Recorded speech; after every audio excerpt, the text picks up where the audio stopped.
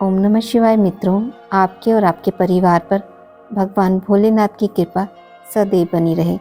आज मैं आपको सोमवार की व्रत कथा सुनाने जा रही हूँ। चलिए शुरू करते हैं। एक समय की बात है, अमरपुर नामक नगर में एक धनवान व्यवसायी रहता था। उसका व्यापार बहुत दूर तक फैला हुआ था। यहाँ के सभी नगरवासी उसका बहुत आदर करते थे। उस व्यापारी के पास किसी भी चीज़ की कमी नहीं थी, लेकिन फिर भी वह अपने जीवन में सुखी नहीं था। दरअसल उस व्यापारी का एक भी बेटा नहीं था, जिस कारण हर समय उसे यह चिंता सताती थी कि उसके मरने के बाद उसकी संपत्ति की देखभाल कौन करेगा।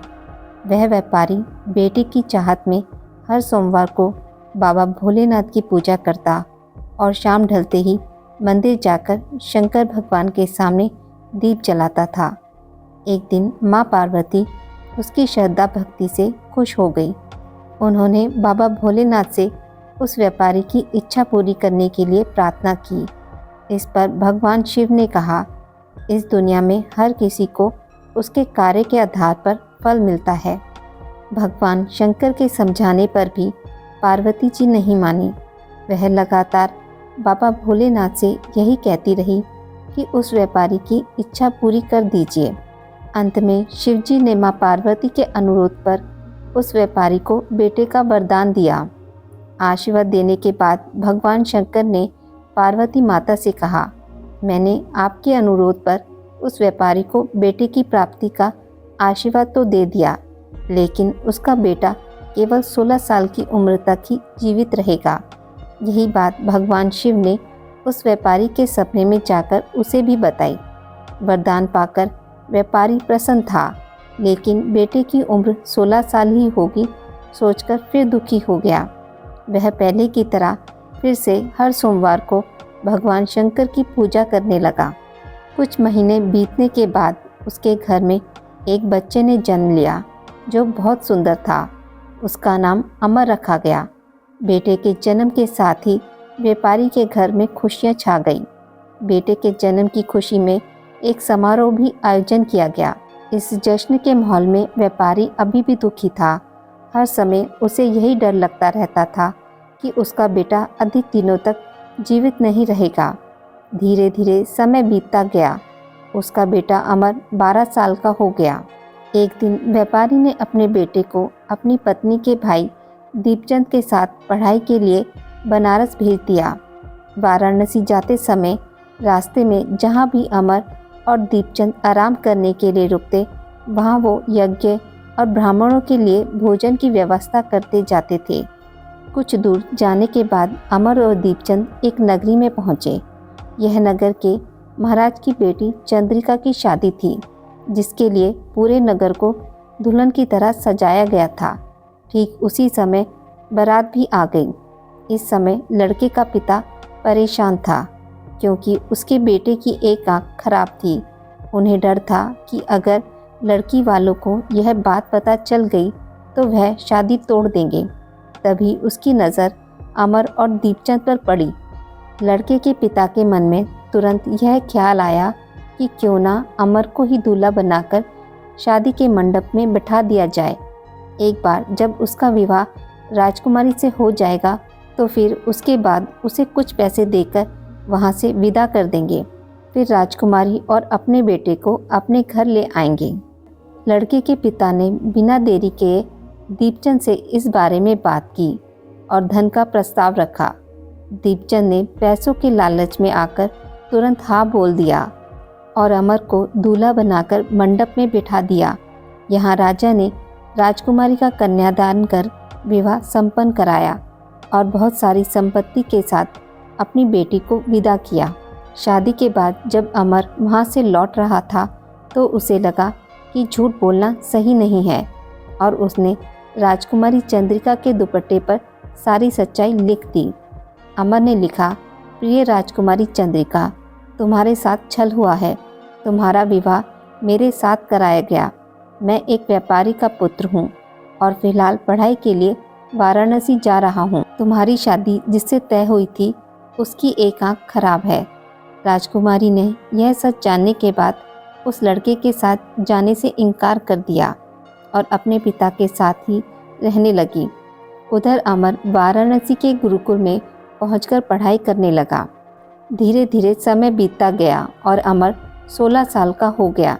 इस दौरान उसने एक महायज्ञ का आयोजन किया।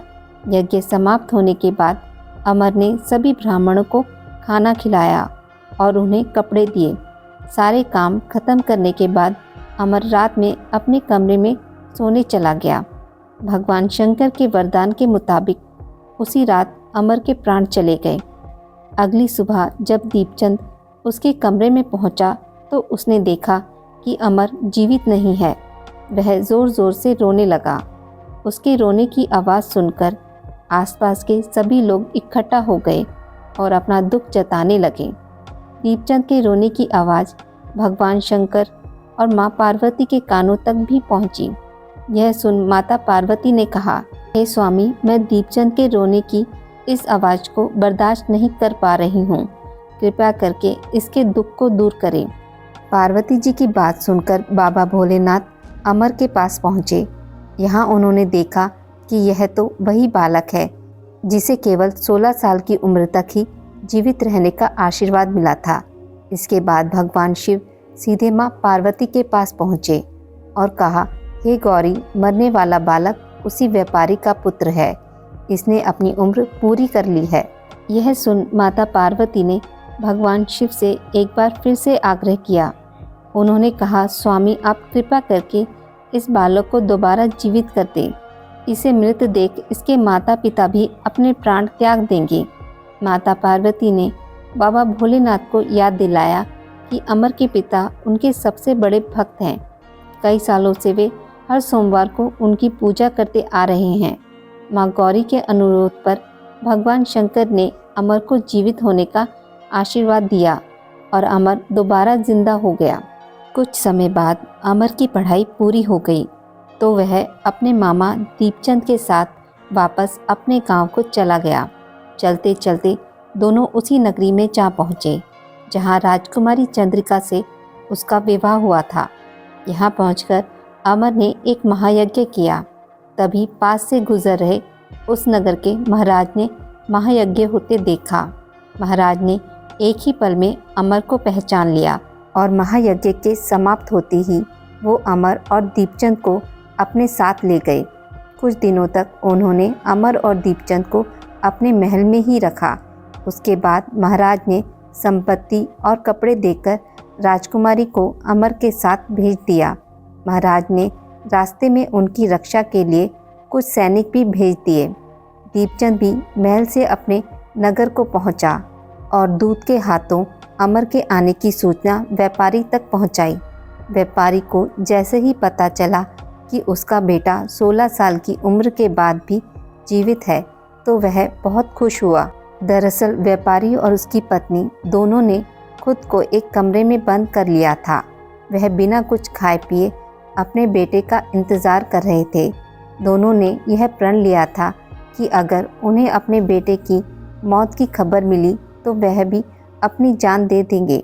दूत की बात सुनकर व्यापारी और उसकी पत्नी नगर के अन्य लोगों के साथ अपने बेटे के स्वागत के लिए नगर के गेट के पास पहुँचे। यहाँ उसे पता चला कि उसकी बेटे की शादी एक राजकुमारी से हुई है। वह दोनों साथ में आए हैं तो उनकी खुशी दोगुनी हो गई। बेटे और अपनी बहू का स्वागत उसने काफ़ी धूमधाम से किया। उसी रात एक बार फिर बाबा भोलेनाथ व्यापारी के सपने में आए और कहा, मैं तुम्हारी भक्ति से बहुत खुश हूँ। हर सोमवार को तुम मेरी पूजा करते हो, इसलिए मैंने तुम्हारे बेटे को लंबी उम्र का वरदान दिया है। भगवान शिव की यह बातें सुनने के बाद व्यापारी बहुत खुश हुआ। बेटे का जीवन वापस मिलने के बाद भी व्यापारी हर सोमवार को भगवान शिव की आराधना करता रहा। इससे भगवान शिव और माता पार्वती दोनों की ही कृपा व्यापारी के घर पर बनी रही। हे बाबा भोलेनाथ, जैसी कृपा आपने व्यापारी पर करी वैसी सभी पर करना। कथा को कहने वाले, सुनने वाले और हुंकारा भरने वाले पर भी करना।